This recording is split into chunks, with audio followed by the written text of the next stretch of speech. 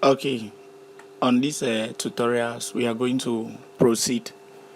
Now on this section, we'll be talking about navigating your images and some other tools in Photoshop. I will send the link of this exercise file to all of you, the graphics designing students. J'étais en train de dire que on va continuer avec la navigation des images dans Photoshop et que je vais envoyer les fichiers d'exercice à vous tous. Je vais linker ça à vous tous, comme ça vous pouvez les télécharger. Ok, donc vous voyez devant moi, j'ai déjà 5 images dans mon dossier et je suis en exercice de navigation. Donc je choisis tout ça une fois et je ouvre ici. Vous avez vu comment j'ai fait, non? J'ai choisi tout en même temps et je ouvre. Ok. Maintenant, j'ai 5 images ouvertes ici. Et si je veux cette image, je peux seulement cliquer sur lui. Si c'est l'autre que je veux, je clique simplement. Si c'est ça, je clique. Si c'est ça, je clique. Ou l'autre aussi, je clique. Mais si peut-être que je voulais que ça là, ça soit devant l'autre aussi, devant Complementary Colors, je peux cliquer et je tire simplement sur le tab ici jusqu'à ça arrive ici et je place. Oh, désolé. Jusqu'à ça arrive ici. Oh, ok. Je place ici. Comme je pouvais aussi tirer ça et je place ici devant. Donc tu vois maintenant que c'est le deuxième. La même chose comme le premier. Si je voulais envoyer ça ici derrière, je pousse une fois comme ça. Donc c'est comme ça qu'on organise les images. Et si je voulais que eux tous ne soient pas ici, comme ça, je voulais que ça flotte. Ça veut dire que chaque image est hors de la carte, le masque si général de Photoshop. Je vais venir en Windows, à organiser, je ne sais pas, arrange, je ne sais pas ce que ça va afficher en français chez vous, et consolidate all tabs. Voilà ça en bas, ça là. Si je clique, ok, tous mes tabs sont déjà là. Maintenant, si je veux que ça là soit indépendant, ce que je vais faire, c'est simplement de cliquer et tirer ça hors de au bas de table là. Tu vois maintenant que c'est indépendant. Je peux faire la même chose avec ça. Je sors aussi, indépendant. Même chose avec l'autre aussi. Même chose avec l'autre aussi. Même chose avec ça. Donc, on a tous nos 5 images indépendantes de le calque derrière de Photoshop. Et une autre chose, je peux toujours cliquer sur cette image et je viens ici jusqu'à je vois cette ligne bleue. Je laisse. Ça veut dire que ça serait comme un sub-calque. On a créé un calque de groupe maintenant. Tu vois, non? Sur un autre tab. Un tab de groupe sur un autre tab. Pardon, je ne sais pas pourquoi je l'appelle trop les calques. Sur un autre tab. La même chose, comme je pouvais prendre ça aussi et je colle ici dedans. Ça serait comme un autre tab aussi. Bon, si je veux envoyer tout ça, au lieu de cliquer et tirer et venir mettre ici un à un, ça va prendre le temps. Mais si je veux une fois envoyer tout ça là-bas, je vais venir en Windows, Arrange, Consolidate All Tabs. Voilà. Vous avez vu que toutes sont rentrées une fois là-bas, non? Une autre chose aussi. Si je voulais voir 2 images en même temps, pour les gens qui utilisent les grands écrans, je voulais voir 2 images en même temps, je peux venir en View et je descends en Windows, Workspace, Arrange. Oh, c'est pas ce que j'ai mangé aujourd'hui. Arrange, tu vois ici, Tilt or Vertically, Tile or Horizontally, 2 up horizontal, 2 up vertical, 3 up horizontal, 3 4. Ok, regardez ce qui va se passer si je choisis le premier. Tu as vu, toutes les images sont des pas à pas comme ça là. Donc, ça fait maintenant que je peux voir toutes les 5 images en même temps. Je peux voir ça, je peux voir ça, je peux voir ça, je peux voir ça. Si par exemple, je choisis l'autre horizontal, tu vois la manière que ça affiche maintenant, non? Même chose comme si j'ai choisi tout up horizontal. Tu vois, ça veut dire que maintenant je veux simplement voir 2 images horizontales. Si je veux voir simplement 2 verticales, tout up vertical. Donc, voilà maintenant les 2 images verticales à côté, un est à côté de l'autre. Donc, je peux simplement passer ici et passer là-bas. Si je voulais 3 up verticales aussi, je clique. On voit maintenant que ça affiche 3 images. Même chose comme si je voulais 4 up, je clique. Vous avez vu, non? Donc, ça affiche une fois toutes les 4 images.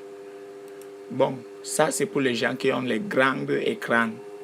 Les écrans de travail sont grands, mais comme ma part est petit, je veux venir sur, excusez-moi,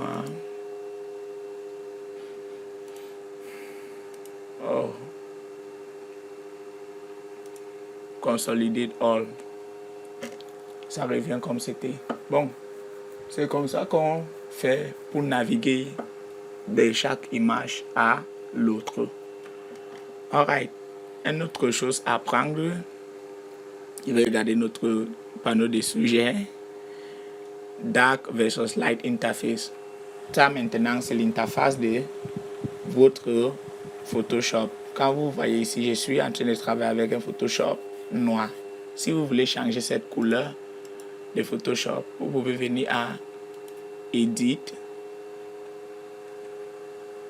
Tu descends en Préférences et Interface. Tu choisis. Tu vois ici, on est sur cette interface parce qu'il y a un frame gris qui nous montre ici. Si je viens sur ça, tu vois comment ça change, non? Ça me donne une autre interface. Comme si je viens aussi sur ça, ça me donne une autre interface.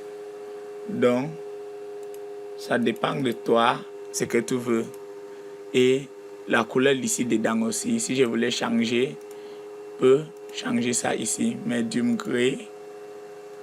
Si je veux mettre ma propre couleur, qui n'est pas de cette couleur, j'appuie sur Custom. Tu vois, non? Donc, je peux changer simplement la couleur quand je veux. Ok. Mais ce n'est pas ça que je veux, donc je vais laisser en dark gray.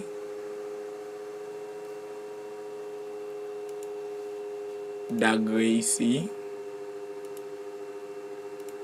Et la couleur que moi je préfère souvent, c'est la couleur gris. Donc ça dépend de toi, la couleur de Photoshop que tu vas préférer. Tu mets ça, la couleur que tu veux. Même chose comme si je ne veux pas entrer dans l'interface pour changer la couleur ici. Je clique simplement ici. Tu vois, on a un dark gray. Je pouvais choisir medium, light, black et select a custom color. Ça veut dire que je vais choisir une autre couleur. Ma propre couleur. Donc je pouvais choisir n'importe quelle couleur. Et boum, voilà.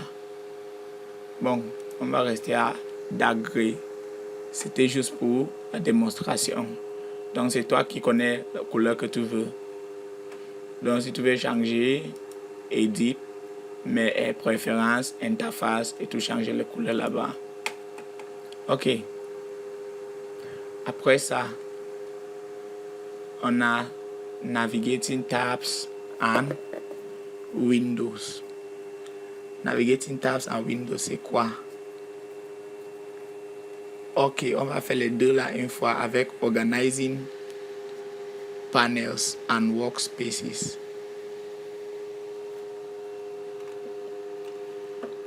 Les panels et workspace organizing, pour organiser, c'est ça. Et voici les tabs et Windows que je vous avais déjà appris. pour cliquer, envoyer ça derrière et tout ça là. Et ici aussi, on peut l'organiser. C'est un autre télétape ici. Donc si par exemple, je ne voulais pas ça, je peux cliquer comme ça. Ça affiche en deux côtés au lieu de longue ici ou comme ça. Ça, ce sont mes outils de Photoshop. Donc, ça dépend de toi, comme tu veux que ça affiche et la taille d'écran que tu as. Moi, je peux faire souvent ça comme ça et je peux toujours cliquer et enlever ça là-bas si je veux. Voilà. Maintenant, c'est indépendant. Voilà ça. C'est indépendant de Photoshop. Je peux poser ça n'importe où que je veux. Bon, je vais le remplacer là où c'était en venant ici jusqu'à y voir la ligne bleue ici et je clique. Voilà, je laisse ça là-bas. L'autre côté ici, si vous regardez en haut, là-bas en haut, de là on ferme le Windows, vous allez voir Love Edit. C'est mon panneau des outils que j'ai déjà organisé à la manière que je veux. Bon, normalement, quand on installe Photoshop, ça vient souvent avec New in CS6. C'est comme ça que ça vient souvent. Donc, c'est toi maintenant qui customise ça à la manière que tu veux. Bon, si tu voulais customiser, on se dit que peut-être de choisir Essentials, les essentiels. Ici maintenant, c'est toi qui vas ajouter les outils que tu veux, où tu voulais que ça soit et où tu ne veux pas. Je vais te démontrer ça et après je vais ouvrir ma propre panneau de travail. Comme ça, tu peux copier comment j'ai organisé ma part et faire ta part. Donc, si par exemple, je ne voulais pas cette color swatch ici en haut, je pouvais le tirer et je le pose ici en bas. Tu vois, si je ne voulais pas swatch ici, je peux le retirer là-bas. Je ne voulais pas channel ici, je peux le retirer là-bas. Et peut-être je veux que channel soit mélangé avec swatch, je mets. Et je veux que ça ait un nouveau panneau différent de ce qui, c'est les deux panneaux-ci.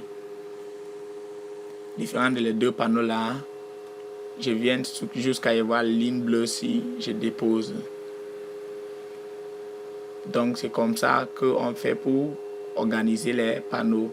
Si c'est ça que je vais retirer, je clique et je tire, ça va sortir. Je clique, je tire, ça sort de là. Et même si c'est l'autre aussi que je voulais enlever ici, je clique et je tire. Je peux lui poser maintenant ici dedans. Et si je voulais placer ça ici aussi, je pose. Donc, ça dépend des outils que tu veux mettre ici. On appelle souvent à côté ici pour les outils mobiles. Voilà, les outils mobiles et les outils essentiels. Ici dedans, ce sont les outils essentiels et les outils mobiles. Tu peux aussi minimiser ça si tu veux, mais c'est souvent bien de laisser ça comme ça. Comme ça, ça te montre toutes tes utilités. Bon, je vais ouvrir ce que j'ai déjà créé. Voici ça, Love Edit. Et vous allez regarder comment j'ai créé ma part, organisé ma part et fait la même chose pour vous. Vous voyez ici en haut, j'ai Color, Swatches, Style, Adjustment. Deuxième niveau, Layer, Path et Channel. Simple comme ça. Simple comme ça. Si ici maintenant j'ai quoi? J'ai History, Navigator et Histogram. Navigator et Histogram.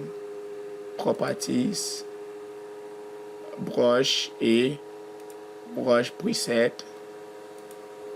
Ici on a Character pour saisir. Paragraph, Character Style and Paragraph Style. Donc pour les autres quatre-ci, ne vous inquiétez pas de ça parce que ça, ce sont les extensions que moi-même j'ai installées à Photoshop. Donc quand on va arriver au niveau d'extension, là-bas vous allez aussi installer vos extensions et les poser ici en Photoshop. Donc c'est comme ça qu'on organise nos panneaux de travail. Donc je t'exige à organiser ta part comme j'ai organisé ma part comme ça là. parce qu'on va faire les mêmes travaux. Donc ici, histoire, navigateur histogramme, propriété, broche, les broches preset, on a caractère, paragraphe, caractère style, paragraphe style. Donc c'est comme ça que tu vas organiser ton panneau des outils. Bon, après ça maintenant j'ai encore quoi? Panneau des outils, workspace, valider, zoom in, incrementally and continuously. Afin que je vais parler tout entier des zooms, des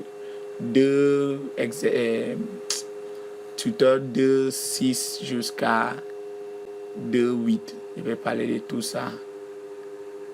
Donc 2.6 et 2.7 parce que 2.8 c'est une autre chose.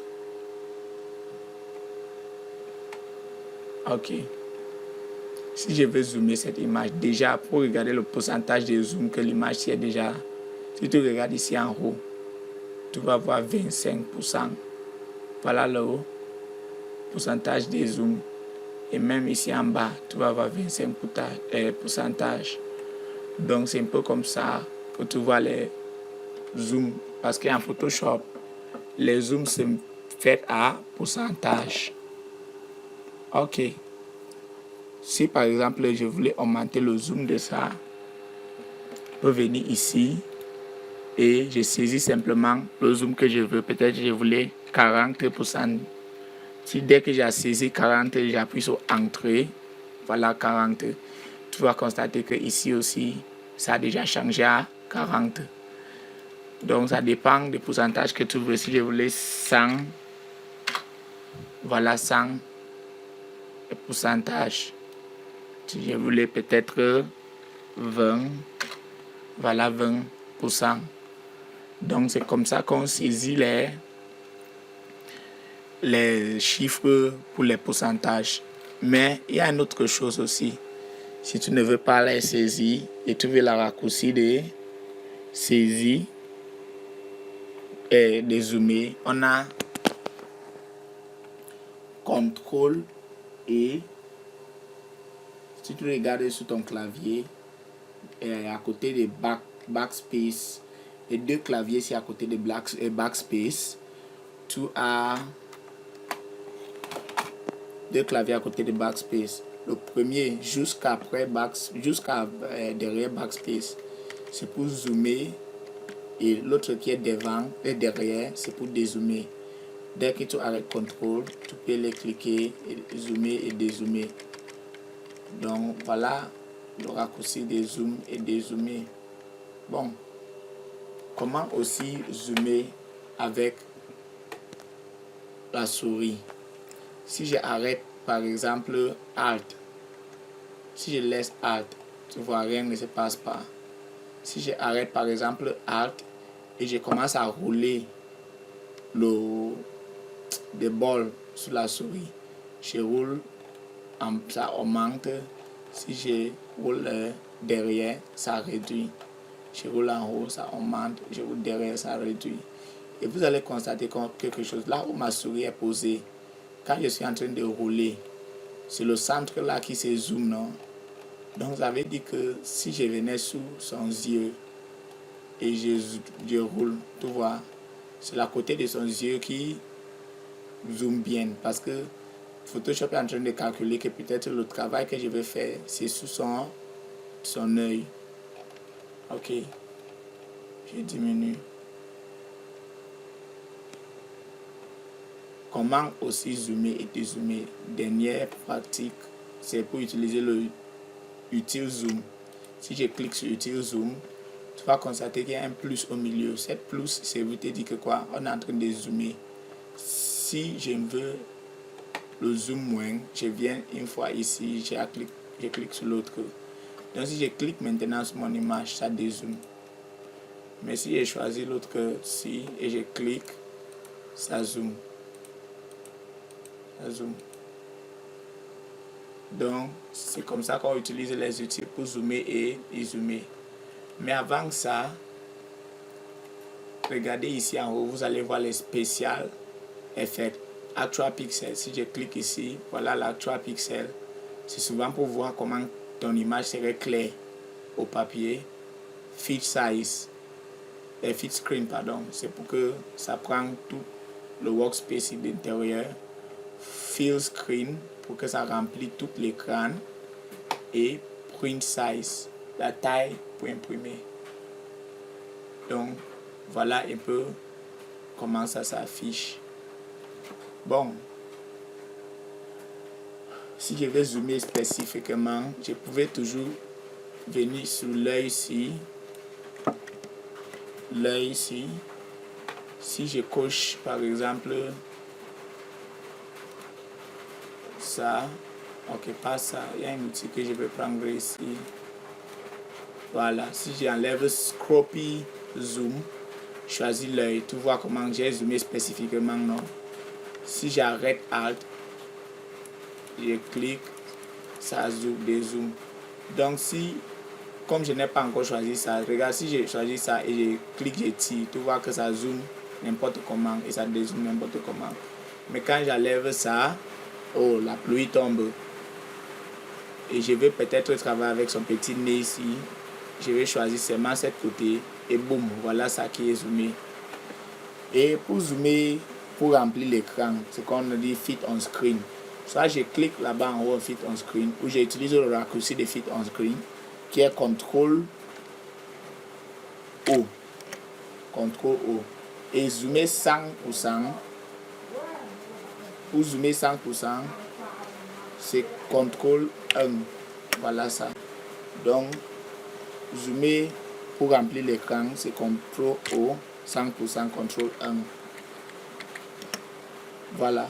Donc, voilà tout ce que, toutes les fonctions de zoom. Donc, vous pouvez vous exercer bien avec utile zoom.